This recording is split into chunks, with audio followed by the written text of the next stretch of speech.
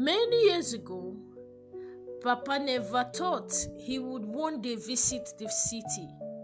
He loved his small mud house, his goats, and his farm.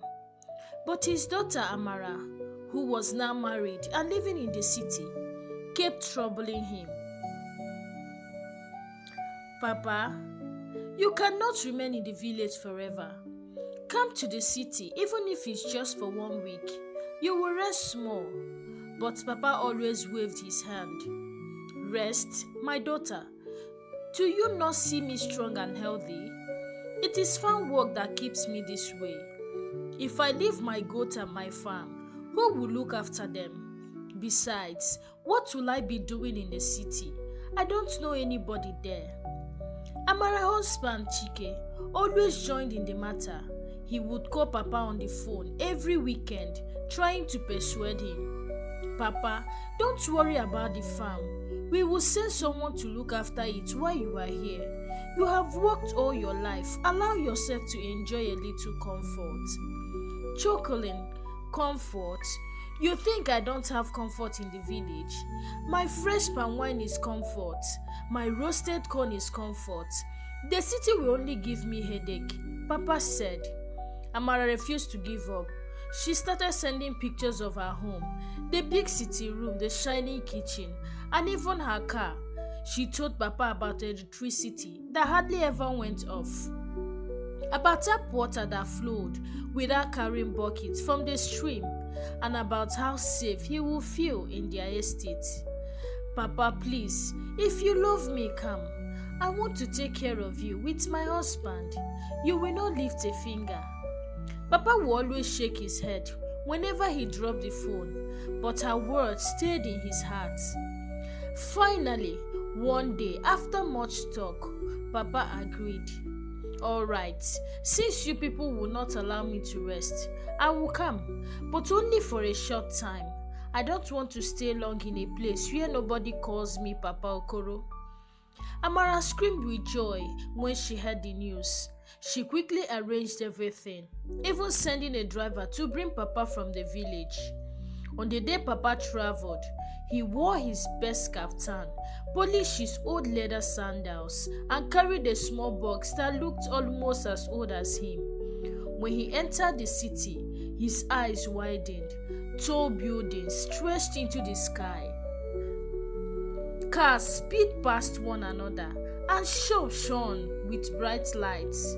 Papa sat quietly in the back seat of the car, looking through the window. So, this is where my daughter is living now. No wonder she no longer remembers how to fetch firewood. When they reached Amara's house, she ran out and hugged him. Amara, Papa, welcome. From today, this is also your home.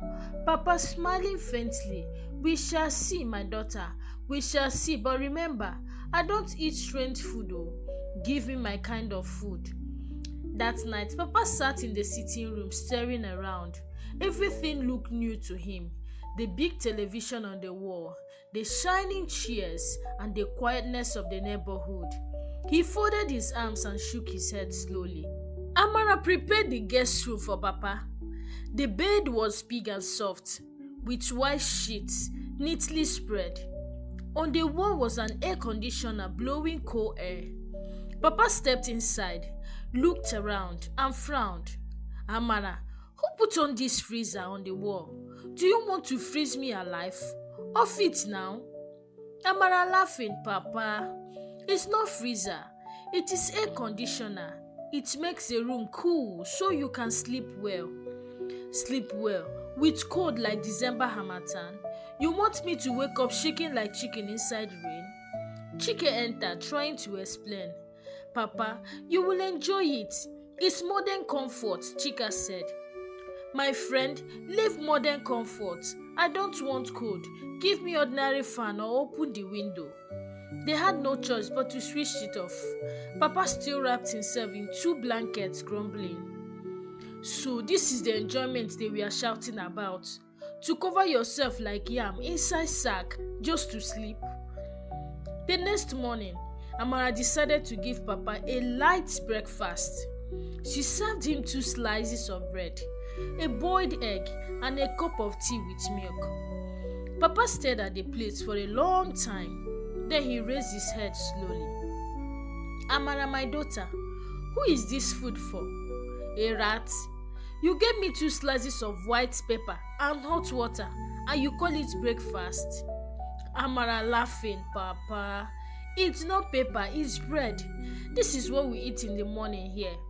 Nonsense. In my village, breakfast is yam, beans or fufu.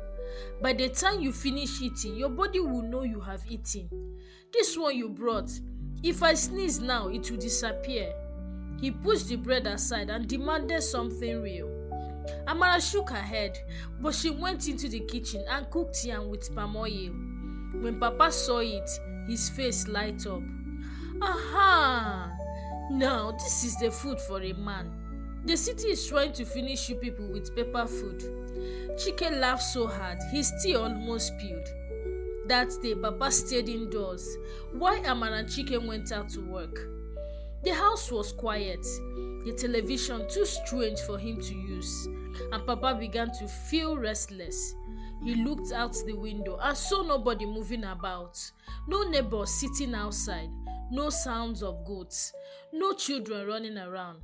Papa folded his arms, talking to himself. So they brought me here to lock me inside cage? I cannot sit with friends. I cannot drink palm wine. I cannot even hear cock crew. Is this life? By the time Amara returned in the evening, Papa was already waiting for her at the door. Papa, my daughter, tomorrow I must go out. Find me where old men gather to drink. If not, I will run back to the village. Amara burst into laughter, but she could see Papa was very serious. The next morning, Amara served Papa yam again, just to avoid trouble. Papa ate happily and even licked the palm oil off his fingers. After his meal, he wiped his mouth with the edge of his kaftan and stretched. Ah, that is food. My body is strong now. Amara, where are the men in this your estate? Since yesterday I came, I have not seen anybody. Don't they gather to talk and laugh? Amara smiled. Papa, this is the city. People don't sit outside like in the village. Everyone minds their business. Papa's eyes widened. Mind their business? So they don't greet their neighbors. Nobody comes to borrow salt or ask for firewood. Ah, this is not life, oh. Papa stood up and walked to the door, looking outside. The estate was quiet. The only sound came from the distant cars on the express. This place is like graveyard. How do people survive here? In my village, before sunrise, you will hear cock crew, goats bleating, and people arguing about politics at the square. That is life. This one you brought me here is prison. Amara tried to calm him down. Papa, please, you came here to rest, not to start looking for who to argue with. Rest, rest, rest. Since yesterday you locked me inside like chicken. I must go out today and find men to drink with. If I don't see people, my body will dry up. When Chike returned from work that evening, Amara quickly reported, Chike, please talk to your father-in-law.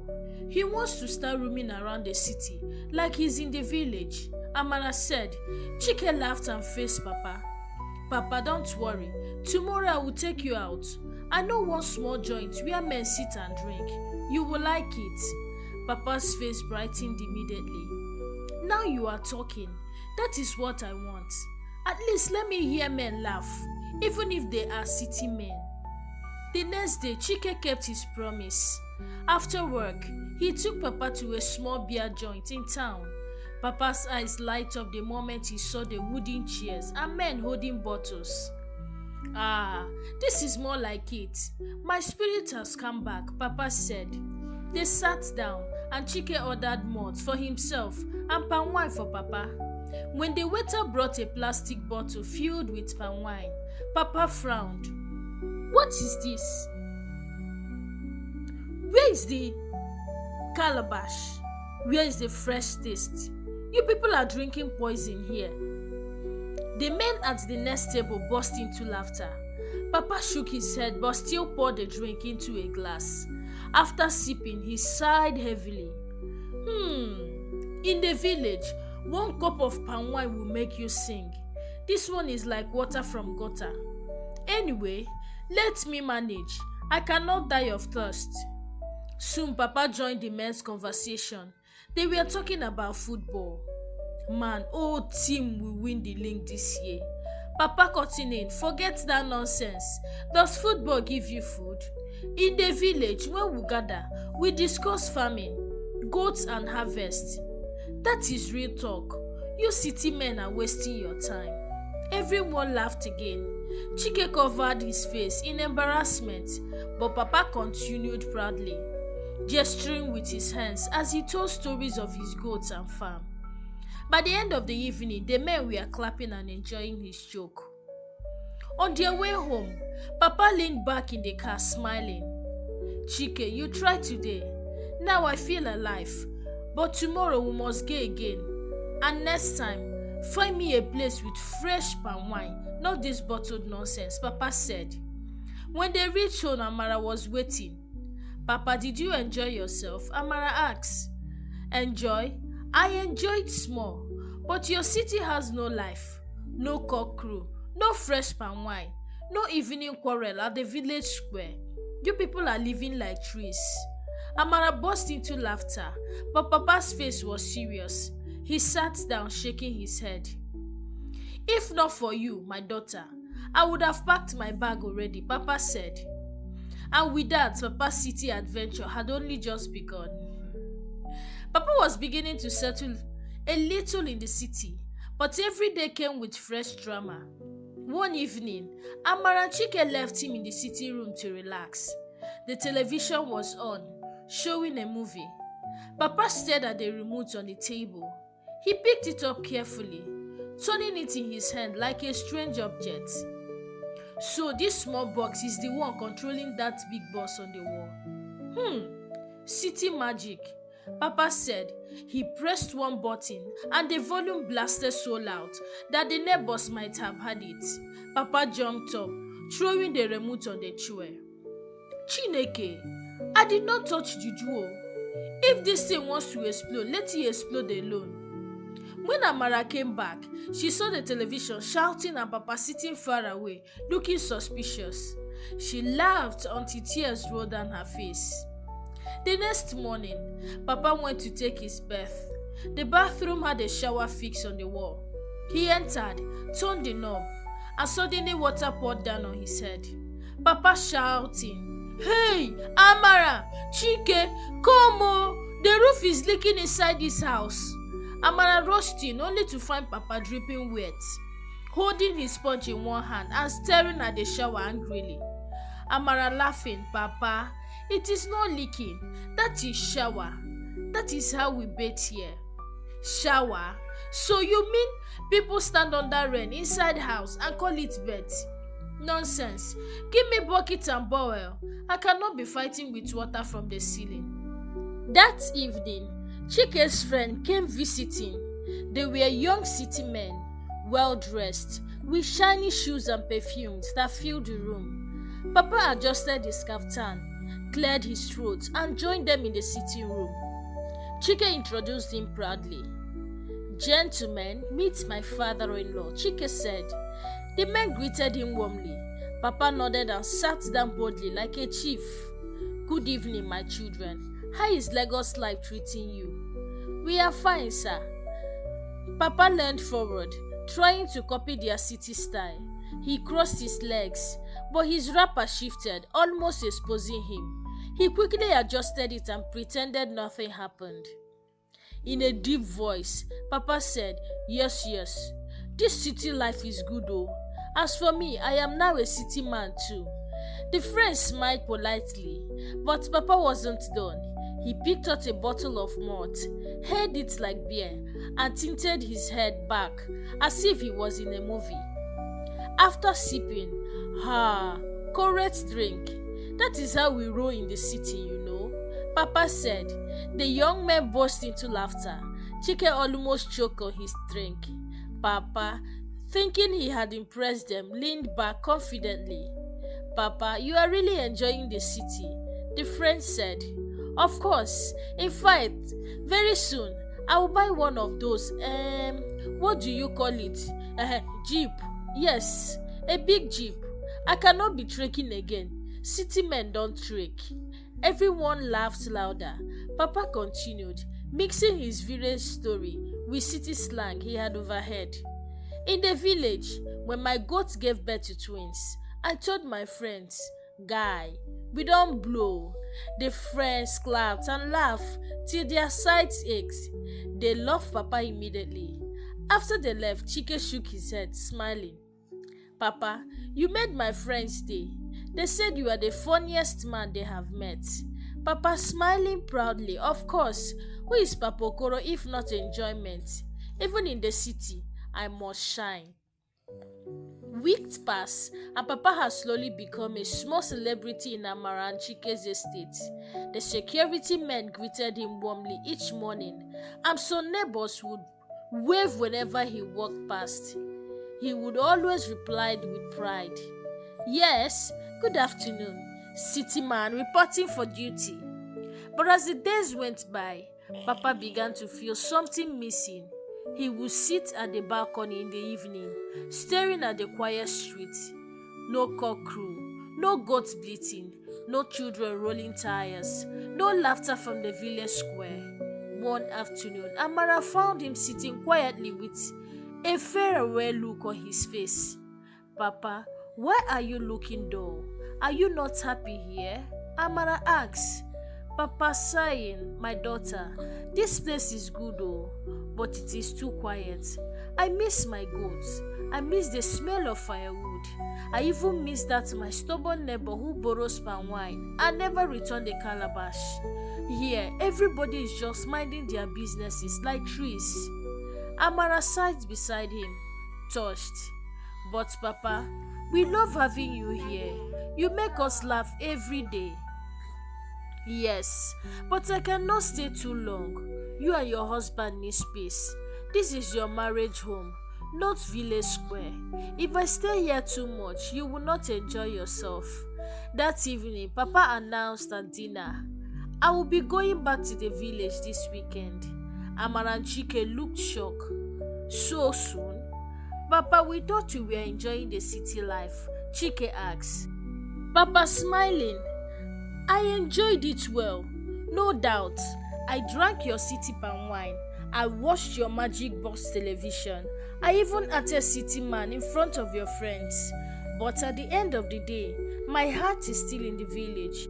My goats might be missing me by now.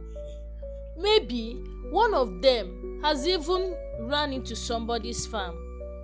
They all laughed, but Amara's eyes watered a little. Papa, we will miss you so much. The house will be too quiet without you. Amara said, Don't cry, my daughter. I am not going forever. In fact, I will be back very soon. Amara looked at him curiously. Back? For what, Papa? Amara asked. Papa leaned forward, cleared his throat like he was about to make an important announcement. I will come back for Omugwo. Amara's cheek turned red immediately. Chike almost choked on his water. Papa, Omugwo, you are already planning for that? Amara asked. Yes, so. Do you think I came here to only eat yam and drink malt? I came to also remind you of your duty. Give me a grandchild. Let me carry baby before my beads turn completely white. I want to rock a baby in my arms and say, This is Papa Okoro's blood. Chike laughed until his stomach hurt. Papa, don't worry. It will happen in God's time, Chike said. God's time is the best, yes. But don't keep him waiting too long. I don't want to come here next year and still meet only bread and tea in the morning. Give me a baby to make my yam sweet. The three of them laughed together.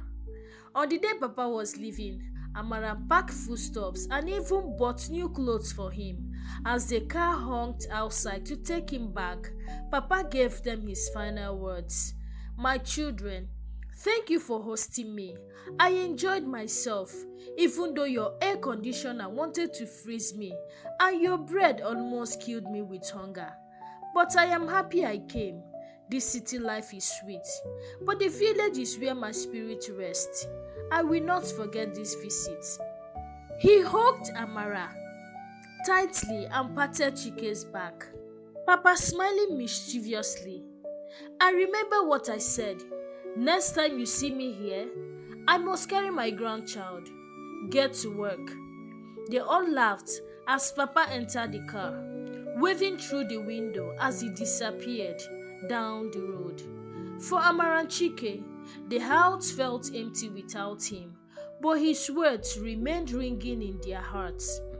And for Papa, as he reached the village and heard his goats bleating in welcome, he spread his arm wide and shouted, "Ah, home sweet home. City tried, but nothing beats village." When Papa returns to the village, he didn't keep quiet about his city adventure. At the palm wine joint, he gathered his friends and began, "My people, in the city, they don't eat yam in the morning, no. They eat something soft, like rubber bread, and instead of goat meat, they eat chicken that has no taste. Imagine." The men burst into laughter, almost spilling their calabashes. One old man even coughed from laughing too hard. Papa continued, waving his hand proudly. "And they sleep inside cold room, like they are fish inside freezer. My children call it comfort, but me, I call it punishment in disguise." The laughter grew louder, echoing across the compound.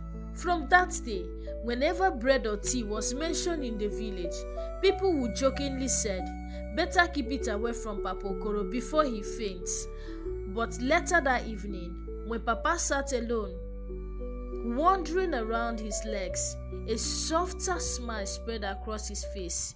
He thought about Amara's laughter, Chike's kindness, and the way the city light sparks at night. He realized that the city had its beauty, but the village had its peace. Papa sighed deeply and whispered to himself, "A man's true wealth is not the buildings he sees or the food he eats. It is the love and roots that followed him everywhere." Thank you for watching this story. Hi besties, what moral lesson did you learn from this story? Kindly share your thoughts with me in the comment section. Like this story, share this story to someone who might be interested, and subscribe to this YouTube channel if you've not done so by now. Until I bring an interesting and educative story your way. Bye!